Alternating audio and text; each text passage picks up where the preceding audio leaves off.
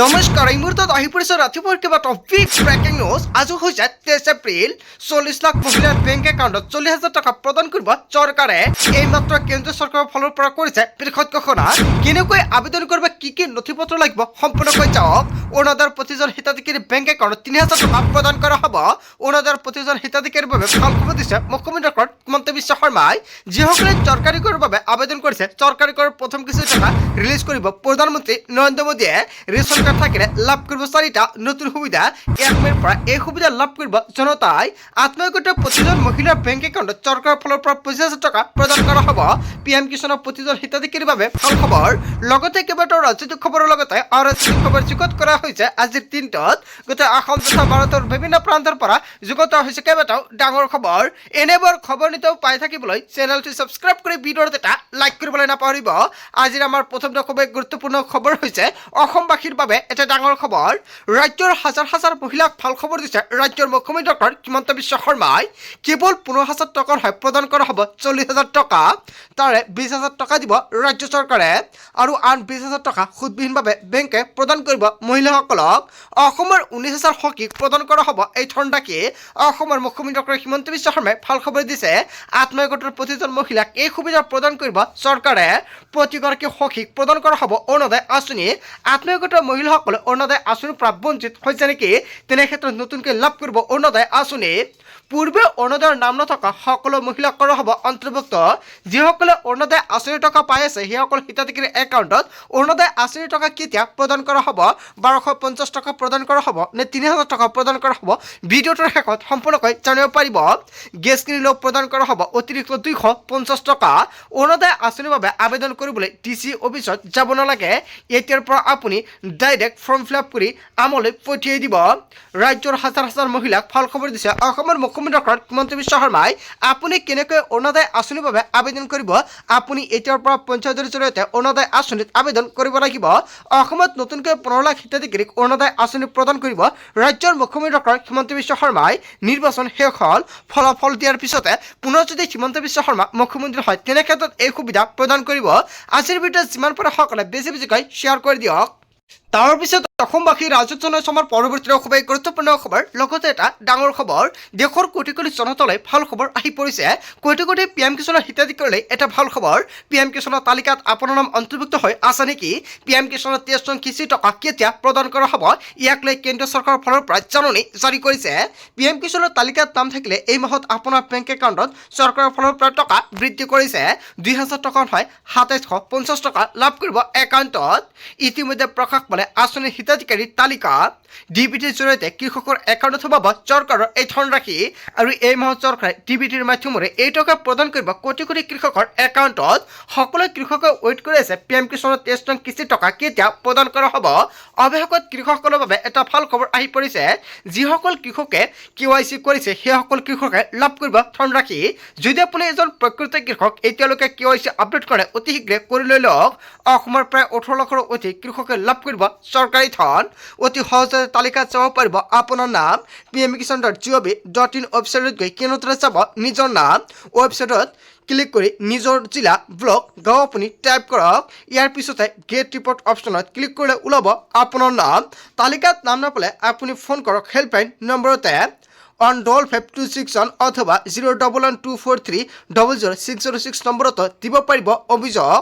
PM কিষাণৰ official ৱেবছাইটত গৈ আপুনি লিখিত আকাৰত দিব পাৰিব অভিযোগ। দেশৰ কোটি কোটি জনতালৈ ভাল খবৰ আহি পৰিছে।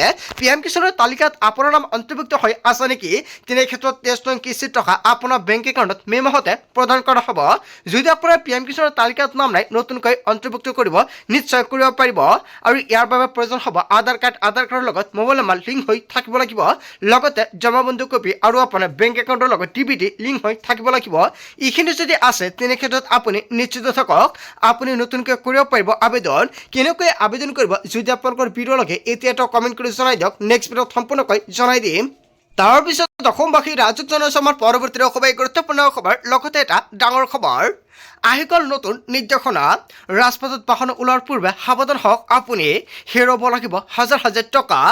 সুৰাপন কৰি গাড়ী চলালে 10,000 টকাৰ জৰিমনাৰ লগতে 6 মাহৰ জেল নিশ্চিত পুনৰ একে ভুল কৰিলে 15,000 টকাৰ জৰিমনাৰ লগতে 2 বছৰ পৰ্যন্ত জেল হ'ব সিট বেল্ট ব্যৱহাৰ কৰি গাড়ী চলালে 1,000 টকাৰ জৰিমনা বিহা হ'ব হেলমেট নোহোৱাকৈ গাড়ী চলালে 1,000 টকাৰ জৰিমনাৰ লগতে 3 মাহলৈ বাতিল হ'ব লাইচেন্স মোবাইল ফোন ব্যৱহাৰ কৰি গাড়ী চলালে 5,000 টকাৰ জৰিমনা বিহা হ'ব লাইচেন্স নোহোৱাকৈ গাড়ী চলালে 5,000 টকাৰ জৰিমনা বিহা হ'ব দুচকীয়া বাহনত 3 জন উঠিলে 1,000 টকাৰ জৰিমনা বিহা হ'ব ইন্স্যুৰেন্স নোহোৱাকৈ গাড়ী চলালে 2,000 টকাৰ জৰিমনাৰ লগতে 3 মাহৰ জেল নিশ্চিত 1 মাহৰ পূৰ্বে সকলোৱে সাৱধান হওক কিয়নো 1 মাহৰ পৰা অসমৰ লগতে ভাৰতত সলনি হ'ব কেইবাটাও নতুন নিয়ম বাৰে বাৰে এনে ভুল কৰিলে 4,000 টকাৰ জৰিমনা বিহা হ'ব প্ৰদূষণৰ প্ৰমাণপত্ৰ নাথাকিলে ভৰিব লাগিব 10,000 টকাৰ জৰিমনা আৰু 6 মাহৰ জেল বিপদজনকভাৱে গাড়ী চলালে 5,000 টকাৰ জৰিমনা বিহা হ'ব ৰাজহুৱা পথত ষ্টাণ্ট বা ৰেচিং কৰিলে 5,000 টকাৰ জৰিমনা বিহা হ'ব অবলোড কৰিলে 20,000 টকাৰ জৰিমনা বিহা হ'ব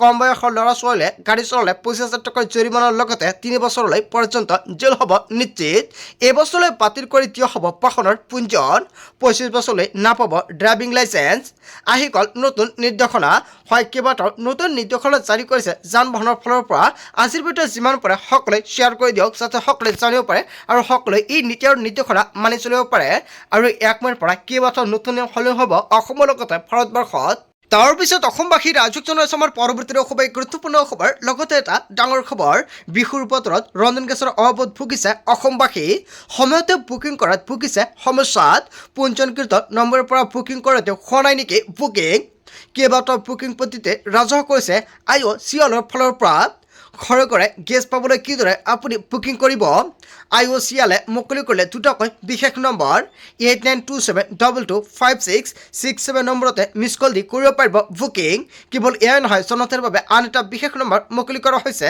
8454955555ত বুকিং কৰিব পাৰিব মিছ কলৰ যোগেদি জনতাক সকাহ দিবলৈ IOCLে বৃহৎ পদক্ষেপ হাতত লৈছে গেছ বুকিঙৰ কেইবাটাও নতুন নিয়ম সলনি কৰা হৈছে আগতে সহজতে আপুনি গেছ বুকিং কৰিব পাৰিছিল এতিয়া কিন্তু গেছ বুকিঙৰ 5টা নতুন নিয়ম সলনি হৈছে এতিয়াৰ পৰা গেছ চিলিণ্ডাৰ বুকিঙৰ বাবে ৰ'ব লাগিব 35 দিন এটা বুকিঙৰ পৰা আনটো বুকিংলৈ 35 দিন হ'ব লাগিব প্ৰধানমন্ত্ৰী উজ্জ্বলা যোজনা আঁচনি হিতাধিকাৰীয়ে ৰ'ব লাগিব 45 দিন 5 কেজিৰ গৰুৱা LPG চিলিণ্ডাৰ বুকিঙৰ বাবে ৰ'ব লাগিব 9 দিন বিহুৰ বতৰত ৰন্ধন গেছৰ অভাৱত ভুগিছে নেকি আপুনি তেন্তে আপোনাৰ বাবে এটা ভাল খবৰ এই দুটা নম্বৰ সেভ কৰি ৰাখক আপোনাৰ মোবাইল ফোনত যদি আপুনি বুকিং কৰিব পৰা নাই এতিয়াৰ পৰা আপুনি বুকিং কৰিব পাৰিব আজিৰ ভিডিঅ'টো যিমান পাৰে সকলোৱে শ্বেয়াৰ কৰি দিব যাতে সকলোৱে জানিব পাৰে তাৰ পিছত অসমবাসী ৰাজক জনাইছে আমাৰ পৰৱৰ্তী খুবেই গুৰুত্বপূৰ্ণ খবৰ লগতে এটা ডাঙৰ খবৰ নিৰ্বাচনৰ ফলাফলৰ পাছতে ৰাজ্যত চলিব ধাৰাবাহিক উচ্ছেদ অভিযান উচ্ছেদ প্ৰসংগৰ সৈতে সম্পৰ্ক নাই মুছলমানৰ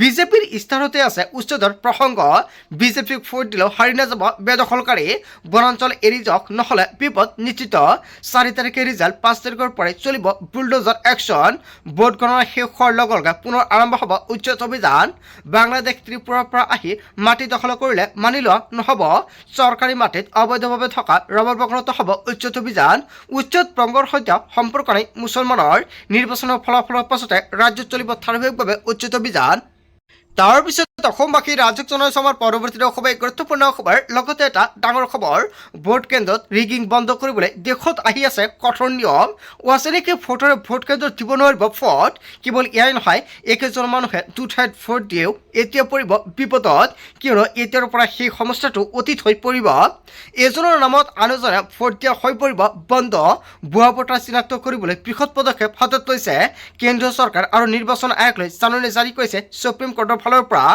আঙুলি চাপ আৰু চকুৰ চাপ অবিহনে কোনো দিব নোৱাৰিব ভোট দেশত নিকা নিৰ্বাচন অনুষ্ঠিত কৰিবলৈ শীঘ্ৰে আহি আছে এই ব্যৱস্থা প্ৰতিগৰাকী ভোটাৰ কাৰ্ডত সন্নিৱিষ্ট হৈ থাকিব আঙুলি আৰু চকুৰ চাপ কেৱল এয়াই নহয় ৱাসনী কুমাৰ উপাধ্যায়ৰ পিলৰ ভিত্তিত ডাঙৰ সিদ্ধান্ত গ্ৰহণ কৰিছে সুপ্ৰিম কোৰ্টে আৰু CJI সূৰ্যকান্ত আৰু ন্যায়াধীশ জয়মালা বাগচি বিচাৰপীঠৰ সিদ্ধান্ত ভোট কেন্দ্ৰত ৰিগিং বন্ধ কৰিবলৈ দেশত আহি আছে কঠোৰ নিয়ম হয় ভোটাৰক লৈ যিটো নতুন নিয়ম আহি আছে ইয়াৰ বিষয়ে জনতাই কি ক'ব যদি জনতাৰ কিবা মন্তব্য কৰিব লগা থাকে আপোনালোকৰ মন্তব্যটো নিশ্চয় কমেণ্ট বক্সত জনাই দিব তাৰ পিছত অসমবাসী ৰাজক জনাইছে আমাৰ পৰৱৰ্তী খুবেই গুৰুত্বপূৰ্ণ খবৰ লগতে এটা ডাঙৰ খবৰ ৰাজ্যজুৰি চলিব লোকপিয়ল সমগ্ৰ ৰাজ্যত 2 আগষ্টৰ পৰা আৰম্ভ হ'ব লোকপিয়ল 17 আগষ্টৰ পৰা ঘৰে ঘৰে যাব গণনাকাৰী বিষয়া 15 ছেপ্টেম্বৰ পৰ্যন্ত ৰাজ্যজুৰি চলিব লোকপিয়লৰ বাবে ৰাজ্যত নিয়োগ কৰা হৈছে 85,000 গণনাকাৰী বিষয়া।